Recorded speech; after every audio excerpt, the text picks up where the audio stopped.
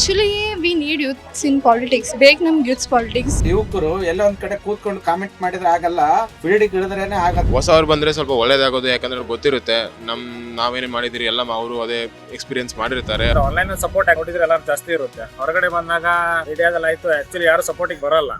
Social ಮೀಡಿಯಾದ ಮೂಲಕ ದೇಶದ ಜನರನ್ನ ಆಕರ್ಷಣೆ ಮಾಡ್ತಾ ಇರುವಂತಹ ಕಾಕ್ರೋಚ್ ಜನತಾ ಪಾರ್ಟಿ ಪ್ರಸ್ತುತ ಬರೋಬ್ಬರಿ 22 ಮಿಲಿಯನ್ಗೂ ಅಧಿಕ ಫಾಲೋವರ್ಸ್ ಗಳನ್ನ ಪಡ್ಕೊಂಡು ಮುಂದೆ ಸಾಗ್ತಾ ಇದೆ. ಅದು ವಿಶೇಷವಾಗಿ ಈ ಒಂದು ಏನು 22 ಮಿಲಿಯನ್ಗೂ ಅಧಿಕ ಫಾಲೋವರ್ಸ್ ಇದ್ದಾರೆ. ಈ ಫಾಲೋವರ್ಸ್ ನ ನೋಡ್ತಾ ಹೋದ್ರೆ ಎಲ್ಲೋ ಒಂದ್ ಕಡೆ ಸರ್ಕಾರದ ವಿರುದ್ಧ ಯುವಕರು ಆಕ್ರೋಶವನ್ನ ವ್ಯಕ್ತಪಡಿಸ್ತಾರೆ ಅನ್ನುವಂಥದ್ದು ಸ್ಪಷ್ಟವಾಗಿ ಮೇಲ್ನೋಟಕ್ಕೆ ಕಂಡು ಬರ್ತಾ ಇದೆ. ಇನ್ನು ಈ ಒಂದು ವಿಚಾರದ ಕುರಿತು ಬಿಜೆಪಿ ಪಕ್ಷವು ಇದು ಆಂಟಿ ನ್ಯಾಷನಲ್ ಮೂವ್ಮೆಂಟ್ ಅಂತ ಹೇಳಿ ಬಿಂಬಿಸ್ತಾ ಇದೆ.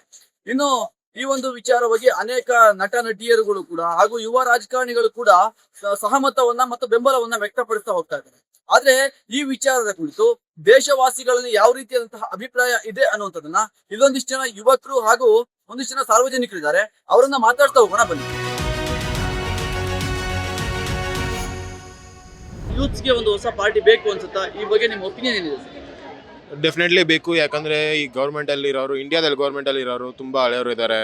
ಯಾರೇ ಚೇಂಜಸ್ ರೀಸೆಂಟಾಗಿ ಬಂದ್ರೂ ಒಂದು 50 ವರ್ಷ 60 ವರ್ಷ ಆಗಿರೋರೇ ಬಂದು ಅದೇ ರೂಲ್ ಮಾಡ್ತಾರೆ. ಅದೇ ಸೇಮ್ ಹಳೆ ಬುಕ್ಸು ಹಳೆ ಸಿಲೆಬಸ್ ಅದೇ ನಡೀತಾ ಇರೋದೆ. ಹೊಸವ್ರು ಬಂದರೆ ಸ್ವಲ್ಪ ಒಳ್ಳೇದಾಗೋದು, ಯಾಕಂದರೆ ಗೊತ್ತಿರುತ್ತೆ ನಾವೇನೇ ಮಾಡಿದಿರಿ ಎಲ್ಲ ಅವರು ಅದೇ ಎಕ್ಸ್ಪೀರಿಯೆನ್ಸ್ ಮಾಡಿರ್ತಾರೆ. ಅವ್ರಿಗೂ ಗೊತ್ತಿದೆ ಏನು ಚೇಂಜಸ್ ಬೇಕು ಹುಡುಗರಿಗೆ, ಇಲ್ಲ ಹೊಸ ಜನ್ರೇಷನ್ಗೆ ಮುಂದೆ ಜಾಬ್ಸ್ಗೆ ಹೆಲ್ಪ್ ಆಗೋಕ್ಕೆ.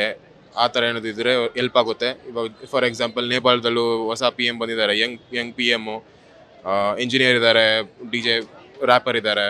ಸೊ ಅವ್ರಿಗೆ ಗೊತ್ತಾಗುತ್ತೆ ಇವಾಗ ಹೊಸ ಜನಕ್ಕೆ ಏನೇನು ಬೇಕು, ಏನು ಬೇಡ ಅಂತ. ಸೊ ಆ ಥರ ಏನಾದರೂ ಚೇಂಜಸ್ ಬಂದರೆ ನಮಗೂ ಹೆಲ್ಪ್ ಆಗುತ್ತೆ. ಇವಾಗ ಮೆಜಾರಿಟಿ ಜನ ಕೆಲಸ ಇಲ್ಲ ಅಂತ ಬರೀ ಸುಮ್ಮನೆ ಹೇಳ್ತಾರೆ ಅಷ್ಟೇ ಇವಾಗಿನ ಗೌರ್ಮೆಂಟು. ಬಟ್ ಕೆಲಸಗೋಸ್ಕರ ಗೌರ್ಮೆಂಟ್ ಏನು ಮಾಡ್ತಾಯಿದೆ? ಏನೂ ಮಾಡ್ತಾಯಿಲ್ಲ. ಸೊ ಅದಕ್ಕೆ ಹೊಸ ನಮ್ಮ ಕ್ಯಾಟಗರಿ, ನಮ್ಮ ಏಜ್ ಅವ್ರು ಯಾರಾದರೂ ಪೊಲಿಟಿಕ್ಸಿಗೆ ಬಂದರೆ ಸ್ವಲ್ಪ ಯೂಸ್ ಆಗುತ್ತೆ, ಎಲ್ಲರಿಗೂ ಕೆಲಸ ಸಿಗುವಂಗೆ. ಒಂದು ವ್ಯಕ್ತಿ ಕರೆಕ್ಟಾಗಿರ್ಬೇಕಂತ ಪ್ಲಸ್ಸು ಮೈನಸ್ ಪಾಯಿಂಟ್ಸ್ ಎರಡರಲ್ಲೂ ಇದೆ, BJP ಮತ್ತು ಕಾಂಗ್ರೆಸ್ಸು. ಬಟ್ ಮೇನ್ಲಿ ಒಂದು ಒಳ್ಳೆ ವ್ಯಕ್ತಿ ಸಪೋರ್ಟ್ ಮಾಡೋ ಹಂಗೆ ಸಿಕ್ಕಿದ್ರೆ ನಮಗೂ ಒಳ್ಳೇದಾಗುತ್ತೆ. Actually we need youths in politics. ಬೇಕು ನಮ್ಗೆ youths politics. Who can understand our opinions. So we need youths.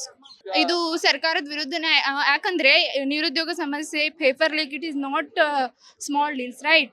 So we need it. Actually ಯಾರ ಮೇಲೆ ಈಗ ಹೊಸದಾಗಿ ಟ್ರಸ್ಟ್ ಮಾಡ್ಬೋದು ಅನಿಸಿದ್ದಂದ್ರೆ ಇದಷ್ಟೇ, ಯಾಕಂದ್ರೆ ಯೂತ್ ಅಲ್ಲಿ ಇದಾರಲ್ಲ. So next future is our youth only. So let's see. So ನಿಜಕ್ಕೂ ಕೂಡ ಇವತ್ತು ಯುವಜನ ರಾಜಕೀಯಕ್ಕೆ ಬರಬೇಕು. ಈ ಹೇಳಿಕೆ ಏನಕ್ಕೆ ಬಂತು ಅಂತಕ್ಕಂಥದ್ದೇ ಒಂದು ವಿಪರ್ಯಾಸ. ಯಾಕೆ ಅಂತಂದ್ರೆ ನಮ್ಮ ದೇಶದಲ್ಲಿ ಕಾರ್ಯಾಂಗ, ನ್ಯಾಯಾಂಗ, ಶಾಸಕಾಂಗ ಜೊತೆಗೆ ಮಾಧ್ಯಮ ಕೂಡ ಒಂದು ಅಂಗ ಅಂತ ನಾವು ಭಾವಿಸ್ತೇವೆ.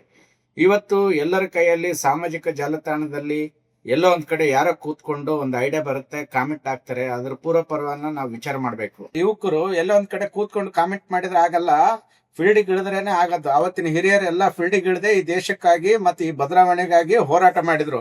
ಸೋಷಿಯಲ್ ಮೀಡಿಯಾದಲ್ಲಿ ನೀವು ಕಾಮೆಂಟ್, ಲೈಕ್, ಫಾಲೋಸ್ ಮಾಡೋದ್ರಿಂದ ಯಾವುದೇ ಪರ್ಯಾಯ ಪಕ್ಷ ಬೇಕು ಅಂತೀರಾ? ಆ ಪರ್ಯಾಯ ಪಕ್ಷ ನೋಡಿ, ಬದಲಾವಣೆ ಜಗದ ನೇಮ. ಆ ಹೊಸ ನೀರು ಬರ್ತಾ ಇರ್ಬೇಕಾದ್ರೆ ಹಳೆ ನೀರು ಹೋಗ್ತಾ ಇರುತ್ತೆ. ಈಗ ಭ್ರಷ್ಟಾಚಾರ ತುಂಬಿ ತುಡುಕ್ತಾ ಇದೆ. ಯಾಕೆ ಅಂತಂದ್ರೆ ನೋಡಿ, ನೀವು ಪ್ರತಿಯೊಬ್ಬರಿಗೂ ಉಚಿತ ಕೊಟ್ಟಾಗ ಯಾರು ಕೆಲಸ ಮಾಡಲ್ಲ. ಇವತ್ತು ಯಾರು ಎಂಪ್ಲಾಯೀಸ್ ಸಿಗ್ತಾ ಇಲ್ಲ, ಅನೇಕ ಫ್ಯಾಕ್ಟರಿಗಳು ಕ್ಲೋಸ್ ಆಗ್ತಾ ಇದಾವೆ. ನೀವು ಎಲ್ಲೇ ನೋಡಿ, ಬೆಂಗಳೂರಲ್ಲೇ ಆಗ್ಲಿ, ಬೇರೆ ರಾಜ್ಯಗಳಲ್ಲಿ, ನಮ್ಮ ಜಿಲ್ಲೆಗಳಲ್ಲೇ ಆಗ್ಲಿ, ಯಾರು ಯೂತ್ಸ್ ಜಮೀನಲ್ಲಿ ಕೆಲಸ ಮಾಡ್ತಾ ಇಲ್ಲ. ಈಗಿದ್ದಾಗ ಬದಲಾವಣೆ ಅಕ್ಷರಶಃ ಬೇಕು. ಸರ್ಕಾರ ಭಯ ಪಟ್ಟಿದೆ ಅಂತ ಅನ್ಸುತ್ತಾ ಯೂತ್ಸ್ ಮೂವ್ಮೆಂಟ್ಗೆ? ಅದು ಒಂದು ಕಾರಣ ಇರ್ಬೋದು actually. As per the details news ಪ್ರಕಾರ ನೋಡಿದ್ರೆ ಅದು ಒಂದು ನ್ಯೂಸ್ ಇರ್ಬೋದು ಆಕ್ಚುಲಿ. ಯಾಕಂದ್ರೆ ಅದರಿಂದ ಒಂದು ಸರ್ಕಾರ ಹೇಳ್ಬೋದು ಅಂತ ನನಗೆ ಅನಿಸಿಕೆ ಬರುತ್ತೆ. ಆಕ್ಚುಲಿ ರಿಯಲ್ ಮೀಡಿಯಾ ಪ್ರಾಪರ್ ಏನು ಮಾಡ್ತಿಲ್ಲ. ಏನು ಮಾಡ್ತಿಲ್ಲ, ಏನೋ ಅವರೆಲ್ಲ ಓನ್ ಮಾಡ್ಕೊ, ಫಾರ್ ಎಕ್ಸಾಂಪಲ್ ಪೊಲಿಟಿಷಿಯನ್ಸ್ ಎಲ್ಲ ಓನ್ ಮಾಡ್ಕೊಂಡ್ಬಿಟ್ಟಿದ್ದಾರೆ. ಅದಕ್ಕೆ ಒಂದು ಇನ್ ಬಯಾಸ್ ಆಗಿ ಪ್ರಾಪರ್ ಇನ್ಫಾರ್ಮೇಶನ್ ಯಾರಿಗೂ ಪಬ್ಲಿಕ್ ಮಾಡ್ತಾ ಇಲ್ಲ. ಅದಕ್ಕೆ these content creator making their voices. That is why these like ಏನಪ್ಪ ಅವರು CJ ಅವರು ಈ ತರ ಮಾತಾಡಿದ್ದಾರೆ. But at the same time CGP ಅನ್ನೋ ಒಂದು ಲೈಕ್ ಒಂದು ರೆವಲ್ಯೂಷನ್ ಆಗಿ ಒಂದು ಪೊಲಿಟಿಕಲ್ ಅವೇರ್ನೆಸ್ ಕ್ರಿಯೇಟ್ ಮಾಡೋದು ತುಂಬಾ ಒಳ್ಳೇದು. ಯಾಕಂದ್ರೆ ಅದು ಅವ್ರಿಗೆ ಗೊತ್ತಾಗುತ್ತೆ ಬೇರೆ ಲ್ಯಾಕಿಂಗ್, ನಾವ್ ಎಲ್ಲಿ ತಪ್ಪು ಮಾಡ್ತಾ ಇದೀವಿ, ಏನ್ ಇದ್ ಮಾಡ್ತಾ ಇದೀವಿ. ರಿಯಲ್ ಆಗಿ ನಾವು ಪಬ್ಲಿಕ್ ಏನ್ ಮಾಡ್ಬೇಕು, ಗುಡ್ ಗವರ್ನೆನ್ಸ್ ಕೊಡ್ಬೇಕು, ಒಂದು ಪ್ರಾಪರ್ ಆಗಿ ಒಂದು ಹೆಲ್ತ್ ಇನ್ಫ್ರಾಸ್ಟ್ರಕ್ಚರ್ ಇರ್ಬೋದು, ಒಂದು ಒಳ್ಳೆ ಹೆಲ್ತ್ ಫೆಸಿಲಿಟೀಸ್ ಆಗಿರ್ಬೋದು, ಎಜುಕೇಶನ್ ಕೊಡದೆ ನಾವ್ ಏನೆಲ್ಲ ಮಾಡ್ತಾ ಇದೀವಿ ಅದಕ್ಕೆ ಒಂದು ಕನ್ನಡಿ ಇದ್ದಂಗೆ ಕೊಟ್ಟು ಮಾಡ್ತಿದ್ದಾರೆ. ಯುವ ಜನತೆ ಪಾಲಿಟಿಕ್ಸ್ ಅಲ್ಲಿ ಪಾರ್ಟಿಸಿಪೇಟ್ ಮಾಡೋದು ಎಷ್ಟು ಇಂಪಾರ್ಟೆಂಟ್ ಇದೆ ಪ್ರೆಸೆಂಟ್ ಸಿಚುವೇಶನ್? ಅದು ಭಾಳ ಇಂಪಾರ್ಟೆಂಟ್, ಯಾಕಂದರೆ ಫ್ಯೂಚರ್ ಜನ್ರೇಷನ್ ಅವರೇ ರೂಲ್ ಮಾಡ್ಕೋಬೇಕಲ್ಲ. ಸೊ ಅವರು ಪಾರ್ಟಿಸಿಪೇಷನ್ ಭಾಳ ಜಾಸ್ತಿ ಮಾಡಬೇಕು ಇನ್ನು ಫ್ಯೂಚರಲ್ಲಿ. ಇನ್ನೂ ಈಗಲೇ ಅವರು ಇನ್ನೂ ಪಾರ್ಟಿಸಿಪೇಟ್ ಮಾಡ್ತಾ ಇಲ್ಲ, ಬಟ್ ಅವ್ರು ಬಂದು ಮಾಡಲೇಬೇಕು. ಯೂತ್ ಫ್ಯೂಚರ್ ಅಲ್ಲಿ ಏನಾದರೂ ಅವ್ರಿಗೆ ಸಪೋರ್ಟ್ ಮಾಡ್ಬೋದು ಅಂತ ಅನ್ಸುತ್ತಾ ನಿಮಗೆ? ನನಗಂತೂ ಅನಿಸ್ತಲ್ಲ, ಅದಕ್ಕೇನು ಫ್ಯೂಚರ್ ಇದ್ದಂಗೆ ನನಗಂತೂ ಅನಿಸ್ತಾ ಇಲ್ಲ. ಸೊ ಇದು ಒಂದು ಸೋಷಿಯಲ್ ಮೀಡಿಯಾ ಗ್ಯಾಮ್ಲಿಂಗ್ ಅಷ್ಟೇ ಸುಮ್ಮನೆ. ಸೊ ನೋಡಿದ್ರಲ್ಲ ವೀಕ್ಷಕರೇ, ಈ ಒಂದು ಕಾಕ್ರೋಚ್ ಜನತಾ ಪಾರ್ಟಿಯ ಕುರಿತಂತೆ ಸಾರ್ವಜನಿಕರು, ಇದು ಒಂದು ಯುವಕರು ಮುಂದಿನ ದಿನಗಳಲ್ಲಿ ರಾಜಕೀಯಕ್ಕೆ ಬರಬೇಕು ಅಂತೇಳಿ ಕೆಲವೊಂದಷ್ಟು ಜನ ಅಭಿಪ್ರಾಯನ ವ್ಯಕ್ತಪಡ್ತಾ ಇದ್ದಾರೆ. ಇನ್ನೂ ಕೆಲವೊಂದಷ್ಟು ಜನ ಇದು ಆಂಟಿ ನ್ಯಾಷನಲ್ ಎಲಿಮೆಂಟ್ಸ್ ಅನ್ನೋವಂಥ ರೀತಿಯಲ್ಲಿ ಮಾತನಾಡ್ತಾ ಇದ್ದಾರೆ.